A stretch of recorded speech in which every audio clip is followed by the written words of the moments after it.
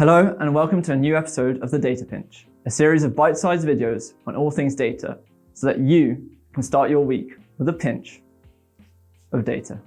I'm Hugo, product lead for data visualization here at Y42, and today I'd love to share with you 3 tips to make stellar dashboards. 1. Know your goal and audience.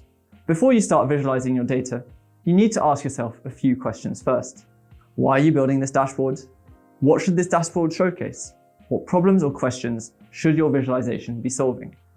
Who is the audience that will consume these insights? What metrics will be the most important to this group?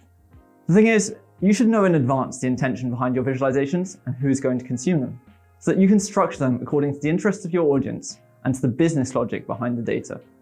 If you don't understand the business logic, if the end goal of your dashboard is not defined, and if you don't adapt it to the end consumer, you risk producing a sloppy dashboard that might not be fully grasped by the audience and with insights that won't be translated into actions.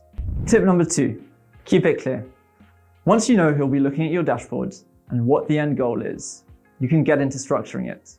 First things first, the most important information goes at the top because you know your audience, you know what metrics matter most to them, so put those metrics at the very top.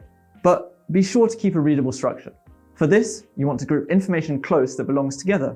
Also, think about how people tend to read text, usually from left to right. So build an information flow that goes from left to right to make it easier for the consumer to follow.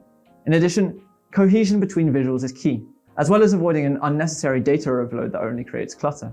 What do I mean by this? Well, you wouldn't put charts next to each other that you wouldn't want the reader to compare, and you should move any charts which don't tell the story of this particular dashboard to another one under another clear and descriptive title. You should choose the right chart. Sometimes one large table communicates information far more clearly than 10 separate bar charts. It's not necessarily what you've been taught, but it's the truth. Lastly, keep your design clean and accessible. This means don't go crazy with the use of color. Add it only where it makes sense. Use the right colors. For example, red should not be used on its own unless the data has a negative message. And bear in mind that up to 10% of your viewers might be colorblind. Be mindful of the sizing of your widgets, emphasizing important data by making the widget bigger and by sticking to a ratio of somewhere between 1 to 1.2 and 1 to 2.2, usually somewhere around the golden ratio of 10 to 16. Speaking of widgets, keep their names simple and explicit. You want people to know what they're looking at, not to have to ask every time what the graph is about. Tip number 3, work with clean data. This last tip might be obvious to some, but there are still people out there who are working directly on top of their raw data. That might be the Excel way, but you can do so much better. Before venturing into building a dashboard, be sure to clean and transform your data so that you have an underlying table that you can reuse for a large variety of charts, and you keep consistency in the definitions of your key metrics. Don't skip the modeling step, it's crucial. Also, keep your labels and the way you format your data consistent across models and dashboards. You don't want to be displaying metrics with one name in one dashboard and then a different name in another one.